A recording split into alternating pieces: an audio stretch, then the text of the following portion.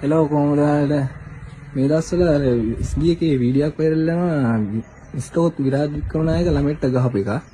ඒ ළමයා තමයි මට තමයි ගැහුවේ. මේ මොකද මං එයාගේ ආයතනයේ වැඩ කරන්න කාලය අවුරුදු 4ක් මම එයාත් එක්ක වැඩ කරපු කාලය. අවුරුදු 4 ඇතුළත තමයි ඔය මම එයා ඇද්දි කැප් එක දාගෙන හිටියේ නැහැ කියලා තමයි මට ගැහුවේ. පළවෙනි පාර කුඩෙන් දමලා ගැහුවා. කුඩේ ඇවිල්ලා පපුවේ වැදුනේ. දෙවෙනි පාර තමයි ඔළුවට ගහගෙන ගියේ.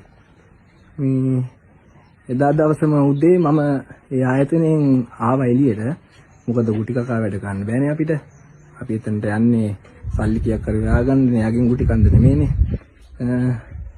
සාමාන්‍ය ETF එහෙම කපනවා. ETF කපන ගුවට අවුරුදු 4ටම කපලා තිබ්බේ.